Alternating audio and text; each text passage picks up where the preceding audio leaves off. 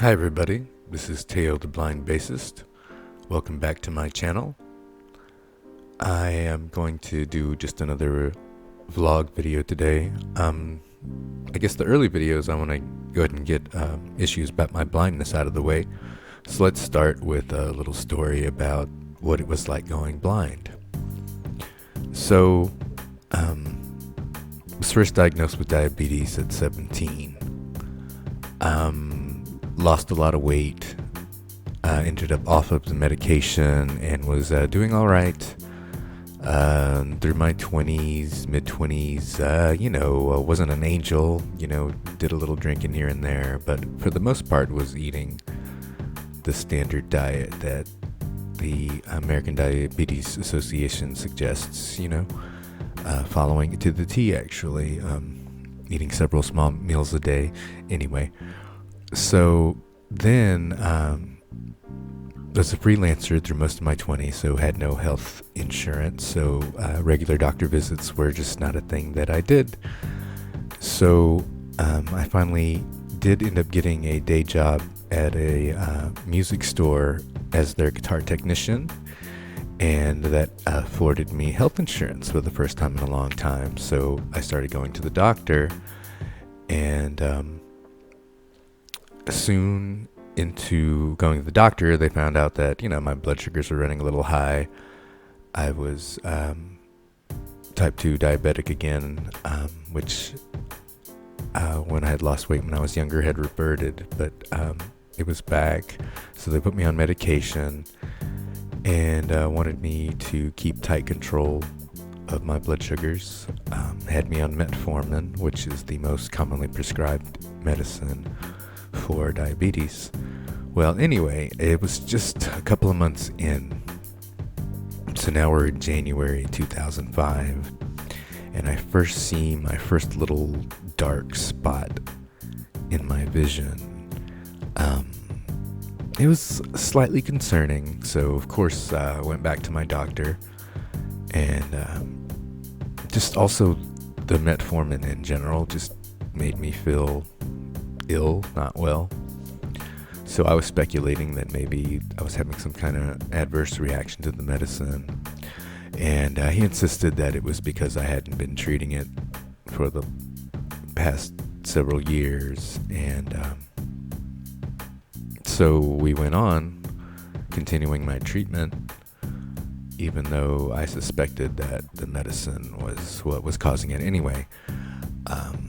That's a topic for another time.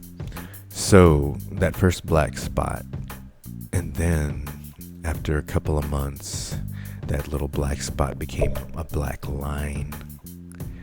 And basically what was happening was blood vessels were growing in parts of my eye where they didn't belong.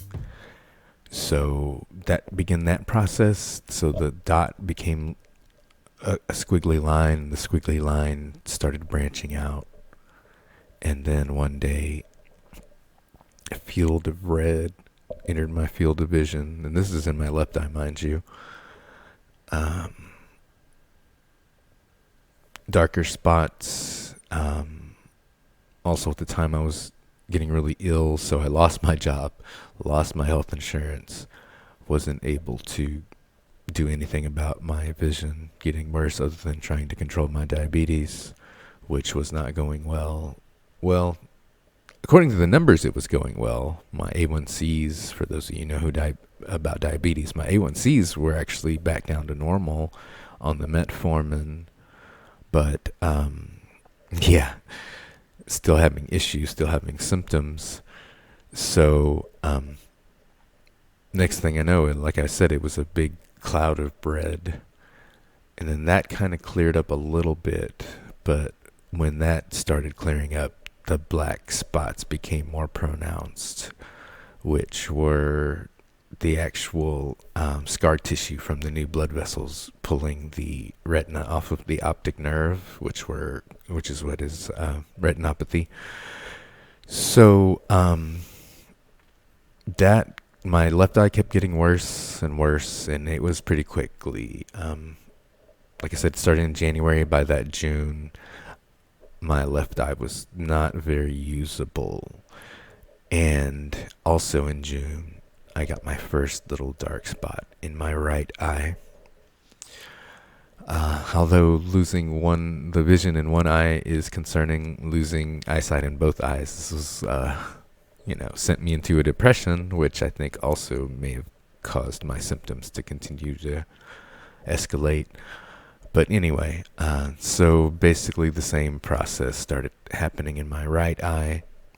By this time, I was lucky enough to get healthcare through the Harris County, the county I was living at the time, and I was able to get to see some doctors, which they gave me a laser surgery, which basically tried to cauterize the bleeding blood vessels in order that they don't, bleed, leak, and potentially cause the scar tissue.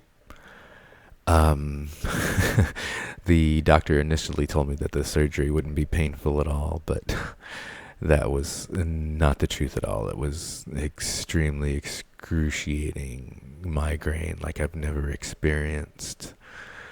So they tried the laser surgery on the right eye, and it helped a bit for a few months, but then they wanted to do a vitrectomy surgeries on both eyes, which is basically where they go in and they place an air or oil bubble inside your eye.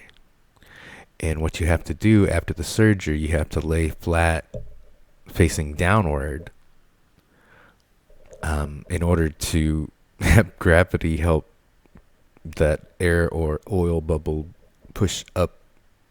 And hopefully the idea is it'll press the retina back onto the optic nerve and or at least keep it pressed there so there's no separation, which the surgery is one which, because when you're unconscious, your eyes roll back in your head. They need you to be awake during this whole procedure. So I don't know if many of you have seen the movie A Clockwork Orange, but there's a scene where he's basically being tortured into learning to abhor violence. So they have him pinned down and they have his eyes held open, and they're constantly dropping drops in them to keep them moist, and he's having to watch violent images while music plays, and it's supposedly supposed to correct his desire for violence. But anyway, getting off point. Point was it was a torturous procedure. It was 3 hours long, and I could actually kind of see the what's it called, the scalpel, actually scraping away some of the blood vessels from the center of my vision to hopefully give me back some center vision, which like to say it did help a little bit with my right eye. My left eye was too far gone. So yeah, that eye is has almost no light perception at all. My right eye, I still have some light perception, but okay, it was December also of 2005, so the same year. It was basically a 1-year process. Even after my surgery, the very center of my vision in my good eye sprung another blood vessel leak or tear. I don't know what you call it. So it left me with, before that point, even though it was probably dangerous and I probably shouldn't have, I was still driving. I was still able to use more magnifiers. I didn't need a white cane as much, even though it probably would have helped back then. At that point, when the center, my macula was compromised, then I knew that, I would be declared legally blind, and basically it was a waiting game before I applied for my disability. So yeah, that's the story of brief story of the process that my eyes went through while I was going blind from diabetic retinopathy. So thank you guys for listening to my channel. I don't plan on having depressing sounding stuff like this on my channel in the future. Just trying to get some of these blogs out of the way. And that way I eventually want to show people how you move on from blindness. And I'm at the point now in my life where I've adjusted and I'm actually in a place where I'm happy with my career and my knowledge and my skills that I've developed. Like I feel like I need to pass this on to others, to other people facing disabilities, and also just the general public, for them to lose the stigma that they have towards people with disabilities, and let them know that in this modern age that just because someone has a disability, it doesn't stop them from achieving great things. I mean, look at Stephen Hawking. He was, nothing but a frail voice at the end there, and he still accomplished so much. So that's just trying to give back to society. That's kind of the whole point of this YouTube channel. So, all right, thanks a lot. One take video. So please like, subscribe. You'll hear more music stuff in the future.